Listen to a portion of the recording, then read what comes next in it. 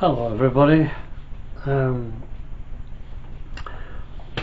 suppose the first thing I should say is that we're on lockdown in this country again, England, and I don't know if that's the case wherever you are in the world. But one of the things that we can't do is we can't have a haircut, and I'm desperate for a haircut. Anyway, what I thought I'd do today, and I do apologise for not getting to you before, but I've been trying to learn more about edits while we've been in lockdown, and to try and make my editing system work better, to look better and to be more interesting. So what I've done is I've taken some notes from my 1977 diary, and I'll have a look at how things have altered over the last 40 years, and I'm doing January, and I did put down on the 6th the weather was beautiful. Well, today it's about that time, I think 8th, something like that, and it's awful weather. In fact, I can hardly see inside the house without having any kind of light on. Anyway, back then we used to do things on a local basis, and we had people like local insurance people where we could go to their house and we could speak to them in person, and they did our insurance, whatever we needed to sort out, and it was done there in the house. And of course it's not like that now, is it? You pick the phone up and you get a set of instructions: press 1, press 2, so on and so forth, and then what seems to be like a lifetime, you might get cut off and start all over again, and by this time you're kicking the floor, you know, and no interaction between people. Having said that, when the service does open up to you, often it's platonic and easy, straightforward. But it's not a system I like, and it's certainly, I do like the old face-to-face confrontation. And so what I want to mention now is, and I do apologise for having to look down at the notes, is when I was back in 1977, when I was a young man, one of the treats for me was to go out for a walk and look at the birds. And we had we have a place in West Yorkshire, it is, England, called Winterset.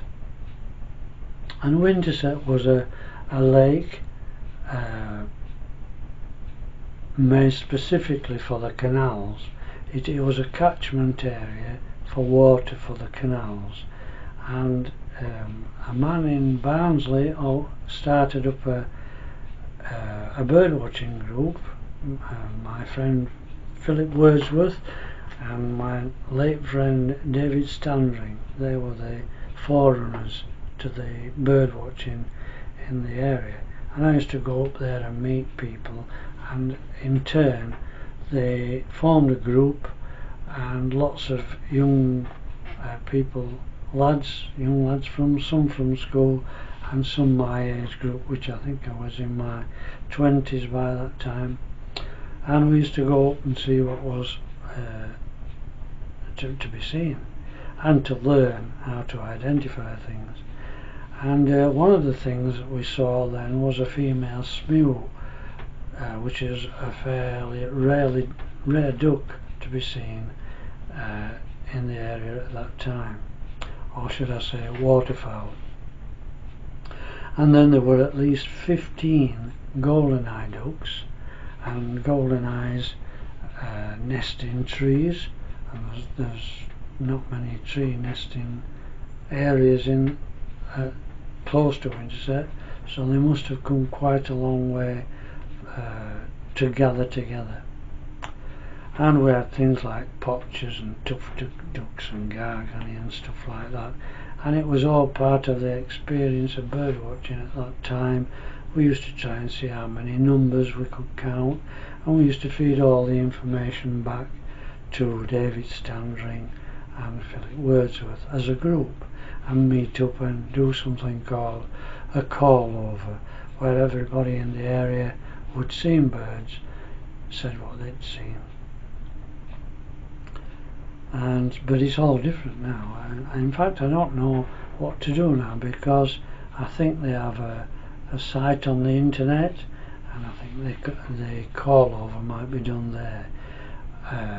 Not that I've done any myself, so I'm not really sure what that's all about, but somebody may tell me in the future, and I'll pass that information on. Eventually, because I went to Winterset a lot, the locals got used to seeing me around there, and one day I met a farmer, and he said he got an old map of Walton Hall, and Walton Hall is near Winterset, and it was once owned by a famous naturalist called Charles Waterton, and I will talk about Charles Waterton over the period of time. Very interesting man. He formed the first nature reserve, I think you would call it back then, a nature reserve, probably the first one in the country. But I have all the history of Charles Waterton, and anybody that lives local can see his stuffed animals that he brought back from other countries. I think you might find them in the Wakefield Museum.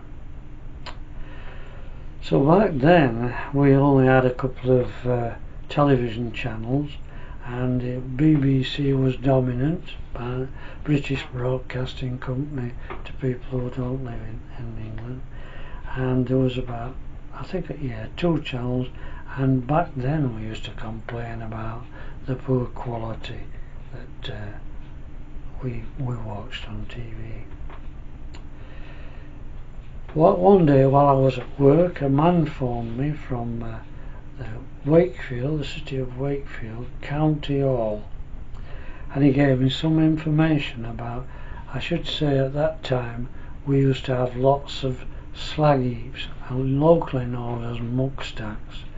The slag came out of the ground along with coal, and it was separated and heaped up into huge piles, and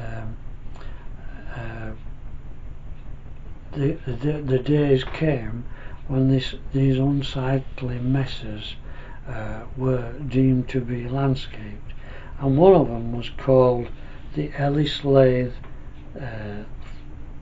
slag heap, and there's still an Ellis Lathe farm today, not far away from where I live, in fact. And this was the first slag heap that I'd seen landscaped, and the man who gave me the information from County Hall in Wakefield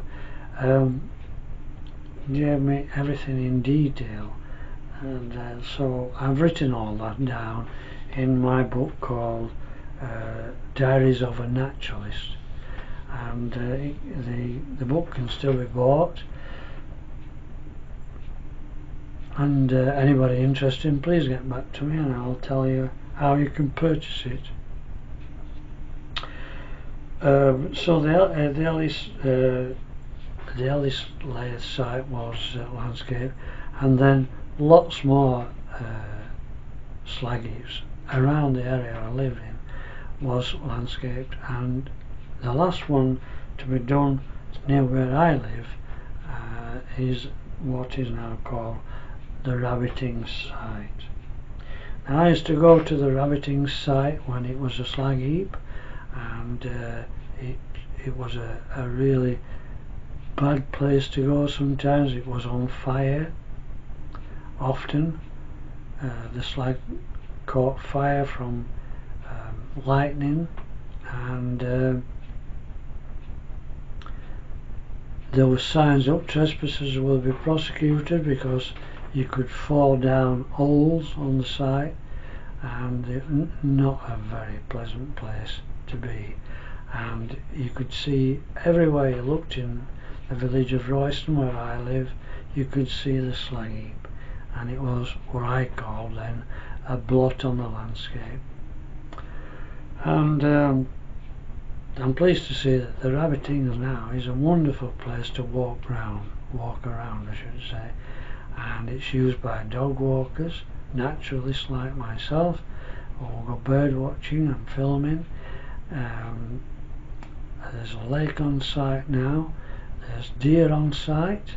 I've never seen deer myself, because I always go there later in the day.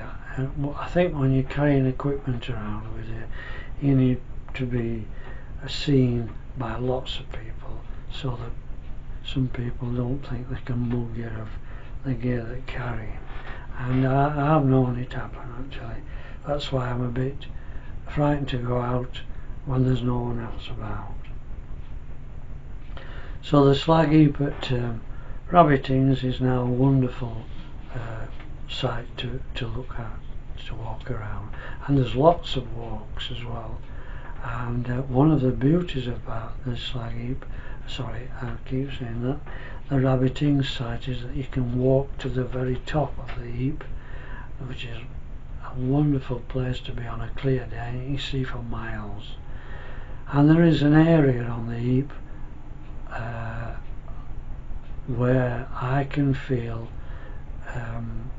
there's pressure changes in the air, and I can tell when I'm in that particular place that it's going to rain or snow or change, the weather's going to change, because I can feel the pressure changes. But that's just experience from being a naturalist for many years.